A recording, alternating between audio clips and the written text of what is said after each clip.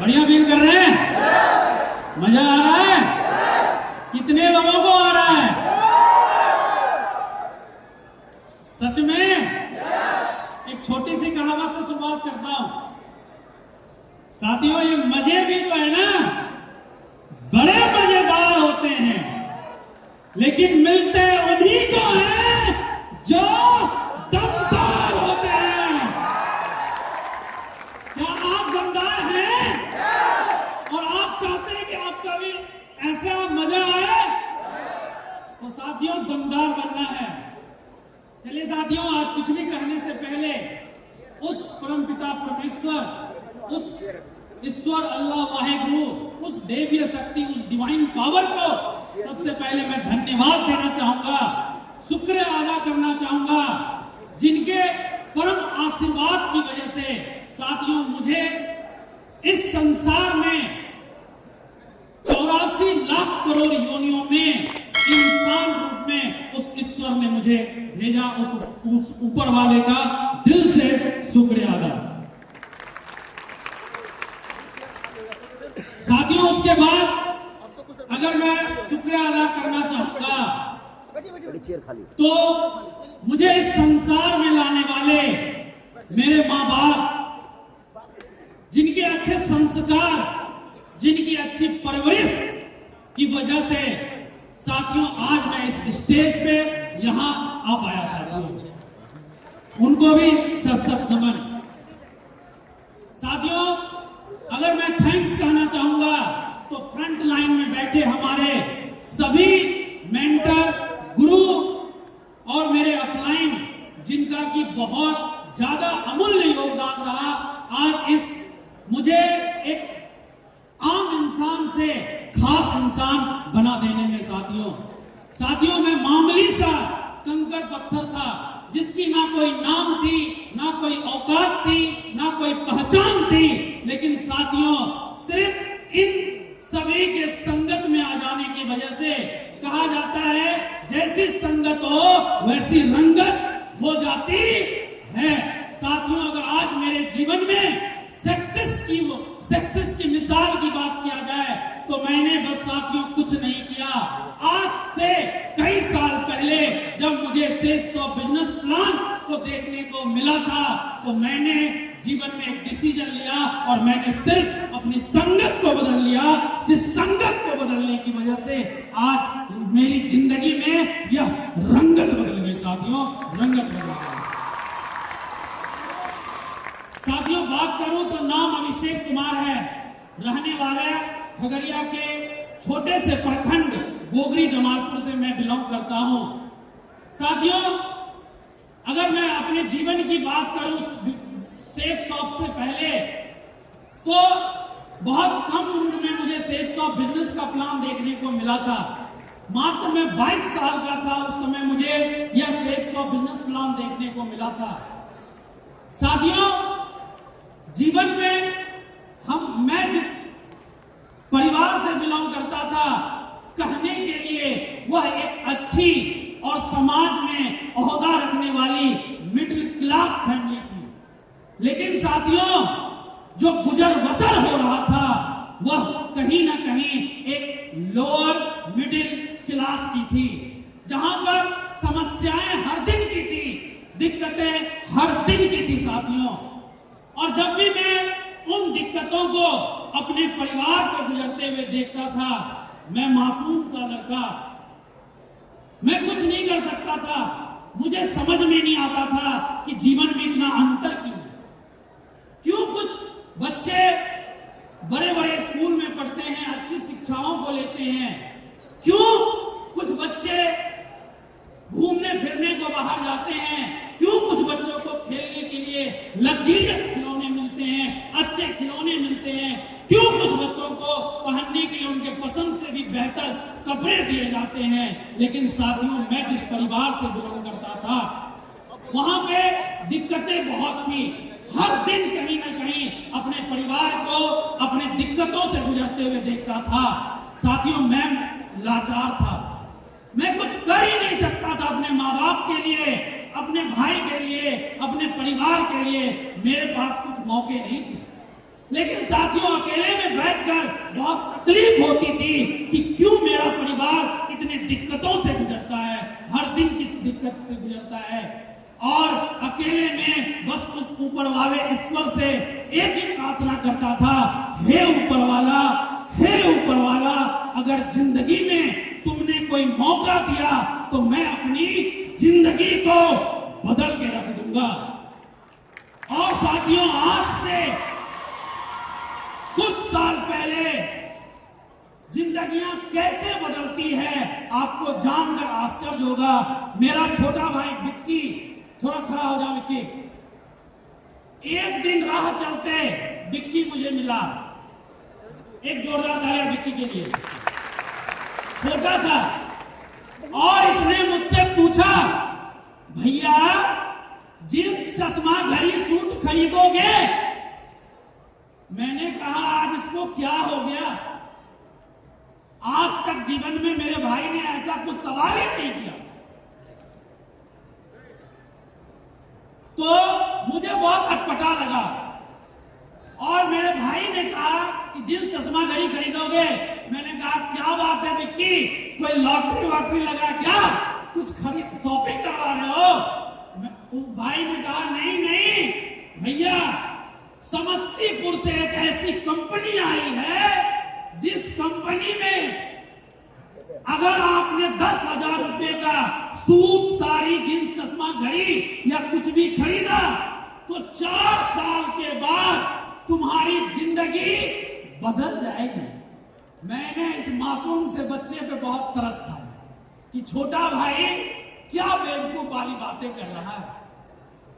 फिर इसने कहा कि अच्छा भैया चलिए घर पे ले गए और आंटी जी, बबली आंटी यहीं पे मौजूद हैं, उन्होंने मुझे इस बिजनेस के बारे में समझाने की कोशिश किया और मुझे बिल्कुल भी कुछ समझ में नहीं आया। लेकिन अगले 2 घंटे तक मैंने अपनी चाची जी को समझाया कि यह काम कितना बेकार है और इस तरीके से कैसे लोगों की जिंदगियां बर्बाद होती हैं। क्योंकि बस मुझे इतना सा समझ में आता था कि साथियों अगर इतना आसान है कोई 10,000 की शॉपिंग कर लेने से अगर किसी का जीवन 5 साल में 10 साल में बदल जाए तो क्या पागल है एक स्टूडेंट जो दिन रात पढ़ाई करता है, घर से दूर रहकर पढ़ाई करता है, रात की नींद को उड़ाकर पढ़ाई करता है, भूखे प्यासे रहकर पढ़ाई करता है और वह एक जॉब की तैयारी करता है। क्या पागल है बिजनेसमैन जो लाखों करोड़ों रुपया लगाने के बाद भी कई घंटों मेहनत करता है, रात दिन मेहनत करता है, तब जाके वह जीवन में लाखों रुपए नहीं कमा पाता है। क्या बेवकूफ है डॉक्टर जो इतनी स्ट्रगल भरी पढ़ाई करते हैं? क्या बेवकूफ है इंजीनियर? क्या बेवकूफ है आईएएस बनना? अगर इतने आसान ढंग से अगर पैसे कमाना होता तो दुनिया में हर आदमी पैसे वाला होता। यह मेरा स्टेटमेंट था साथियों। आज तक उस समय से पहले कभी भी इस तरह के डायरेक्ट सेलिंग बिजनेस के बारे में जानता नहीं था, लेकिन समाज से सुना हुआ बस इतना सा ही पता था कि इस तरह की कंपनियों में किसी का भी भला नहीं होता है बल्कि बुराई होता है और लोग इस तरह के बिजनेस में फंसा के रह जाते हैं और किसी की जिंदगियां नहीं बदलती है। लेकिन साथियों बहुत देर हो जाने के बाद मेरी आंटी ने बस एक ही बात बताया कि अभिषेक तुमको यह काम करना है या नहीं करना है कोई बात नहीं है, मुझे यह काम समझाना भी नहीं आता है और तुमने तो बहुत अच्छे ढंग से मुझे समझा दिया। उस आंटी ने मुझे अपने किसी एक समस्तीपुर से आए हुए सीनियर अपलाइन से मिलवाया। मैं चाहूंगा एक जोरदार तालियां उस सीनियर अपलाइन के लिए। साथियों मेरा मन इस बिजनेस को करने को नहीं था। मैं सोचा जाऊंगा, इतने देर मैंने आंटी को बोल दिया अच्छा लग नहीं रहा है, चलो जाके कोई सीनियर होगा हवा पानी निकालेंगे, मस्ती मजाक के मूड में मैं गया। कंपनी की बुराई करेंगे और फिर चल देंगे कि देखियो जैसा मैं बता रहा था वैसी ही बिल्कुल बातें हैं। लेकिन साथियों, जब मैं वहां पे गया और उस सीनियर अपलाइन ने प्लान फोल्डर खोलकर सिलसिलेवार तरीके से प्लान दिखाने से पहले एक सवाल किया, जानना चाहेंगे वो सवाल क्या था साथियों?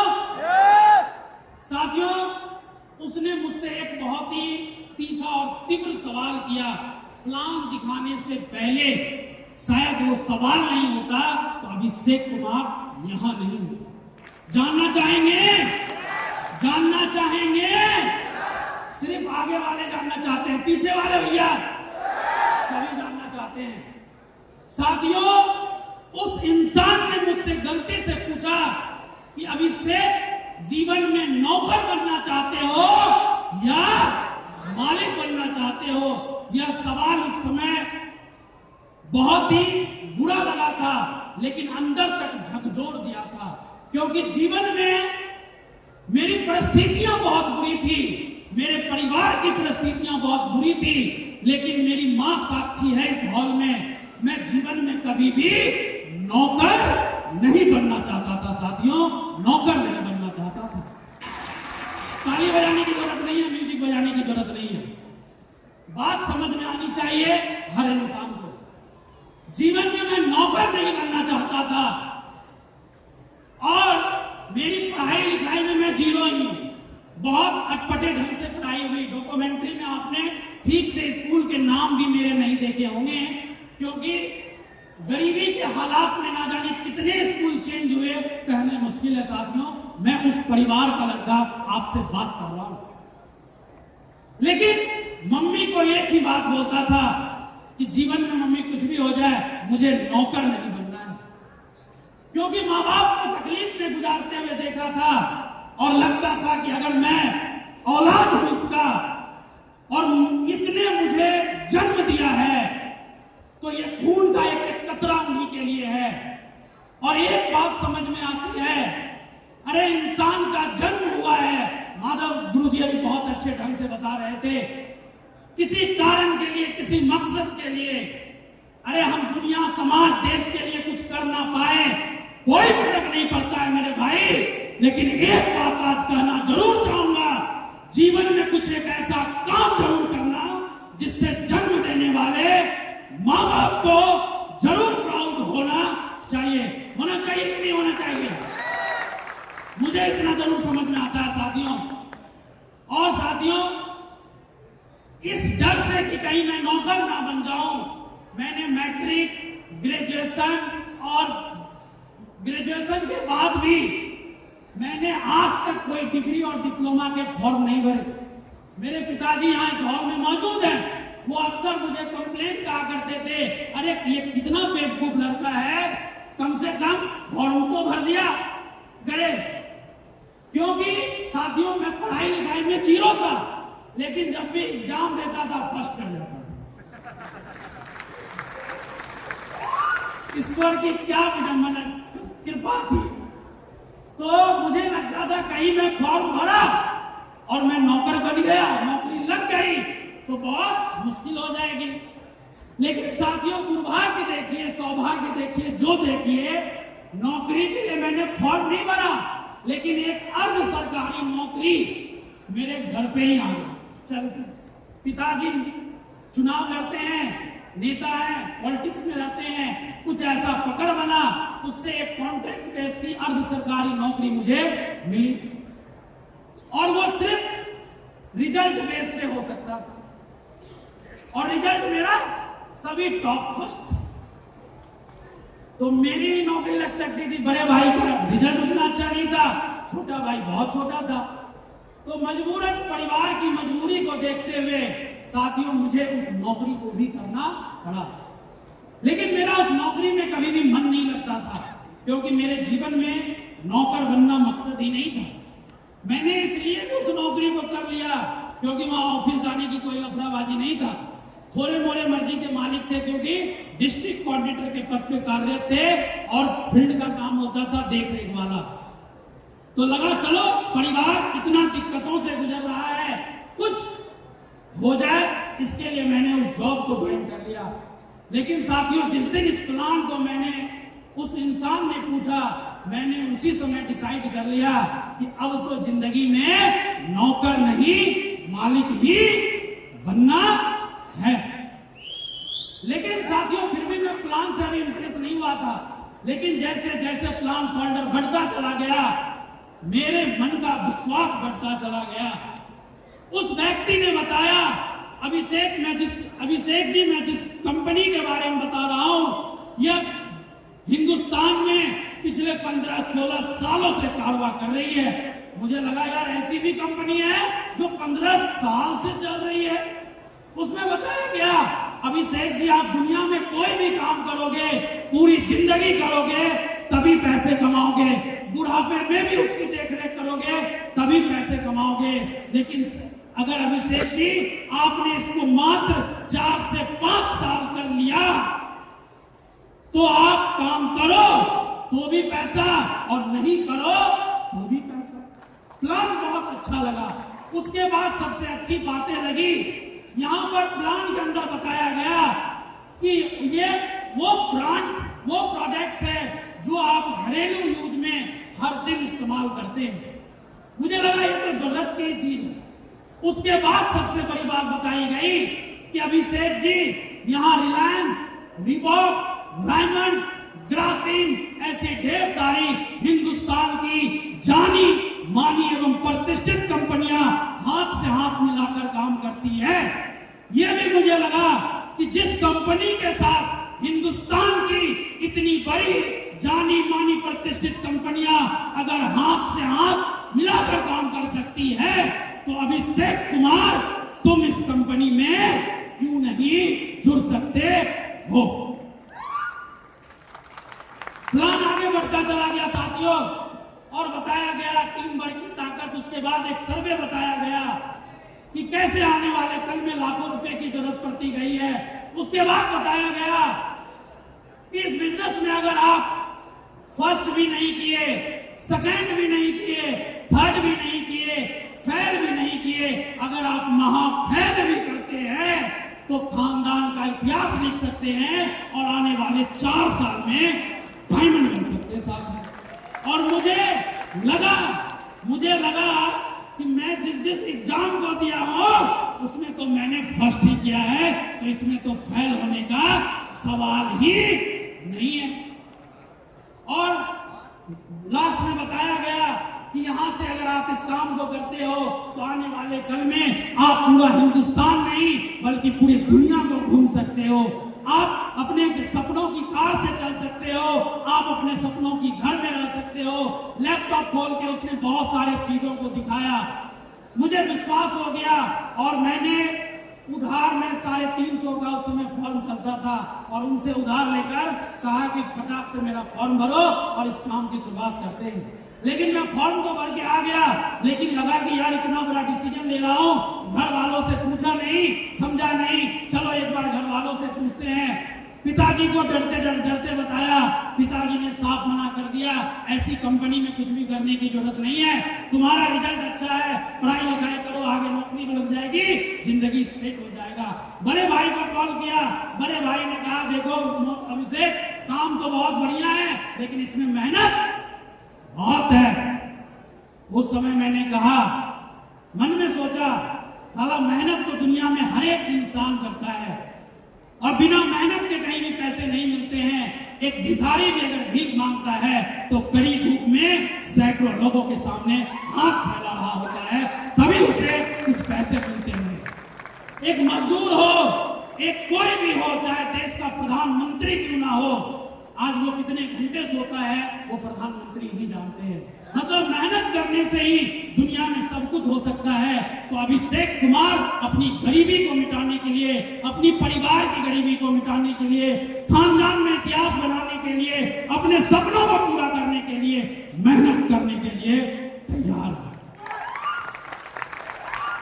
उसके बाद लास्ट में मुझे समझ में नहीं आ रहा था, दोस्तों से पूछा, दोस्तों ने कहा यार ऐसी कंपनियां बेकार होती है, उसने मना कर दिया।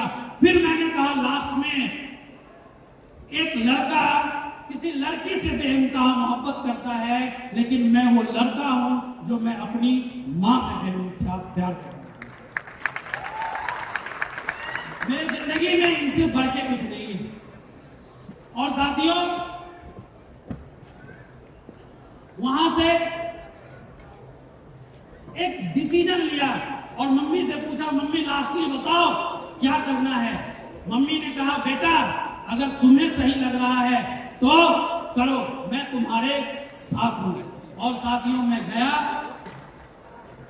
अब लगा कि कोई आएंगे पूछेंगे, मेरा फॉलोअप भी नहीं हुआ, लेकिन 2 दिन के बाद कॉल करके अमोल सर को मैंने खुद डीडी पहुंचाया था साथियों कि मेरा ज्वाइनिंग करना है।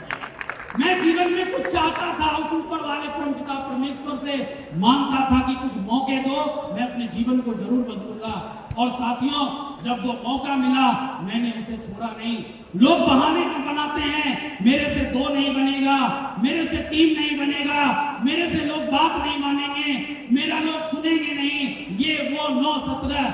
लेकिन साथियों, मुझे जब मैंने पूरी कंपनी को जांचा पड़ताला, इसको नेट पे देखा, थोड़ी सी निगेटिविटी भी मिली और बहुत सारी चीज पॉजिटिविटी भी मिला। और लगा इस कंपनी में अगर पूरी सच्चाई ना हो, अगर आधी भी सच्चाई हो, तो जिंदगी आने वाले 4 साल में बराबर फिट तो हो ही सकती है। और बहुत ही जोश व खरोश में मैंने इस काम को करने की शुरुआत कर दिया। काम करने से पहले मेरे अपलाइन ने समस्तीपुर ले जाकर एक सक्सेस संडे का सेमिनार दिखाया।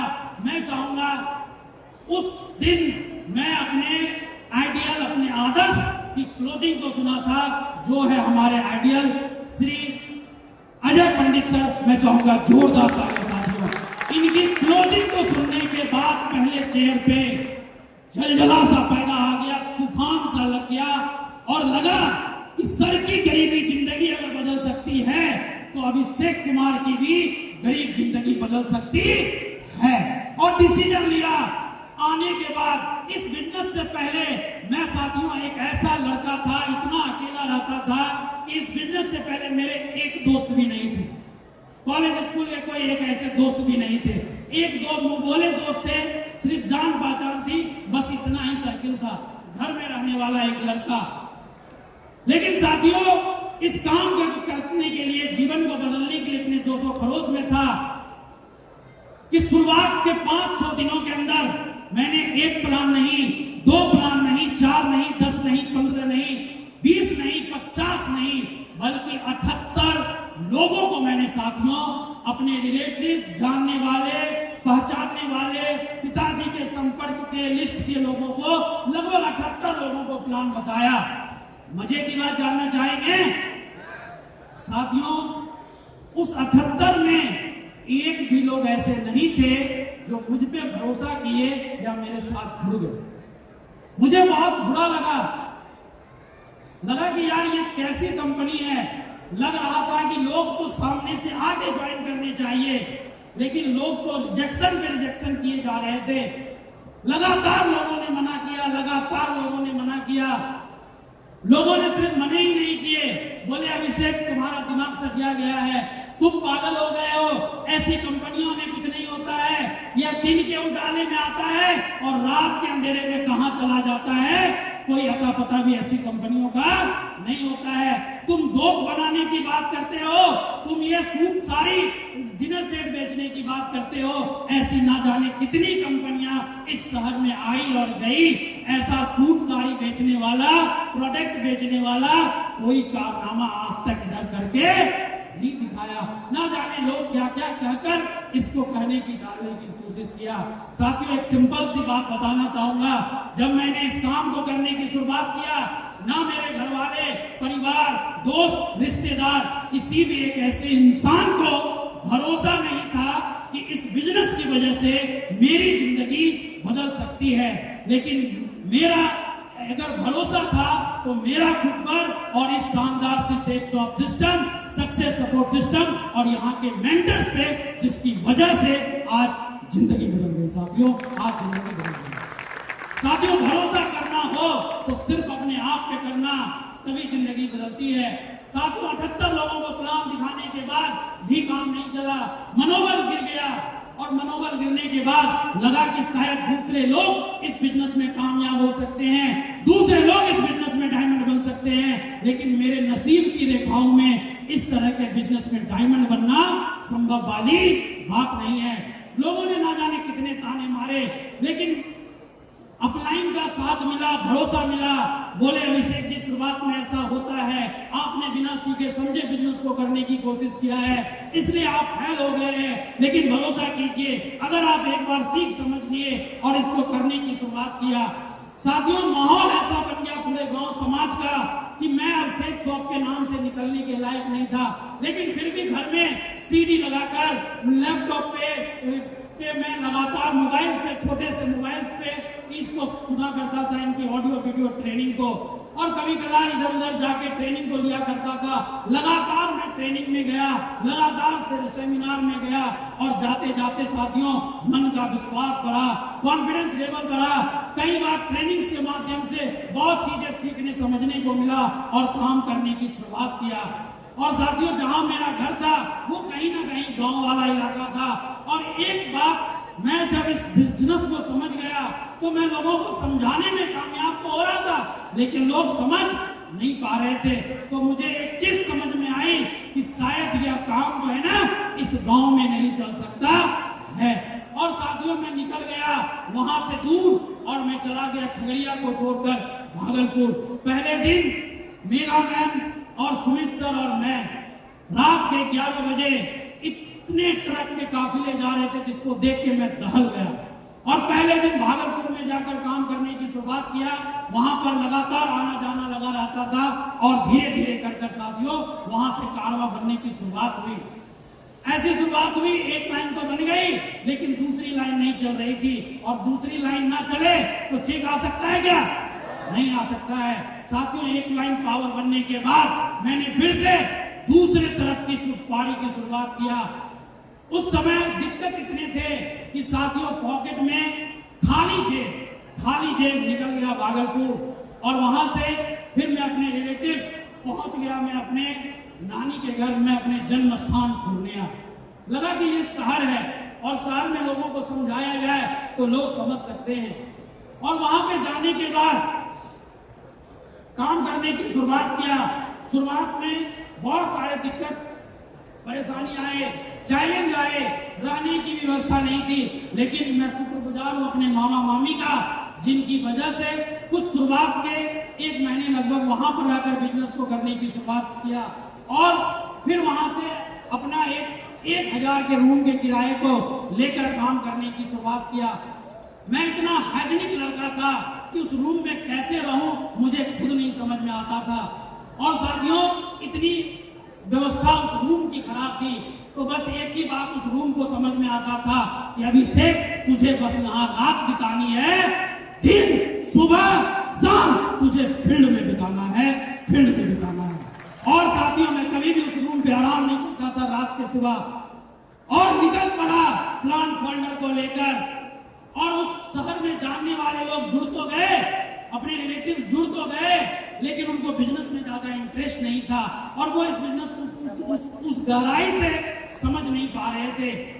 तो मैं निकल गया, और मैं निकलता था और लगातार लोगों को प्लान समझाता चला गया।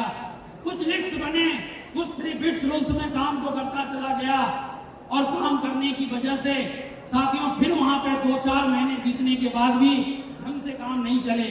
मन का पेशेंस जवाब देने लगा कि शायद यहाँ भी कुछ नहीं हो सकता है, लगा कि शायद यहाँ भी कुछ नहीं हो सकता है। बहुत मेहनत करने के बाद, बहुत लोगों को समझाने के बाद, थक हार जाने के बाद, कई बार मैं चाहूंगा मेरे मेंटर आनंद सर, एक बार उनके लिए जोरदार तालियां होनी चाहिए। हर समय मन का विश्वास, हौसला बढ़ाते रहे और बोले अभिषेक कभी भी हिम्मत नहीं हारना है, बस एक कदम और, एक कदम और, एक कदम और साथियों सर बस फोन पे मोटिवेट करते थे, और एक मन में विश्वास बनता था, ऊर्जा बनती थी, लगता था हारना नहीं है। कभी कभी माँ से बात होती थी तो माँ कहती थी बेटा इस बिजनेस की बहुत जरूरत है, परिवार में पैसे की दिक्कत है, ये है।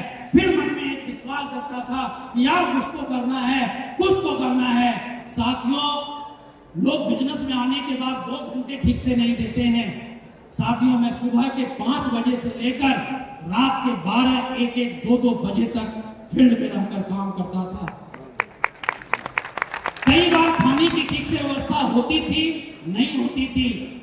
कई बार रात को भूखे भी सोना पड़ा और कई बार बिस्किट और मैगी को भी खा के सोना पड़ा।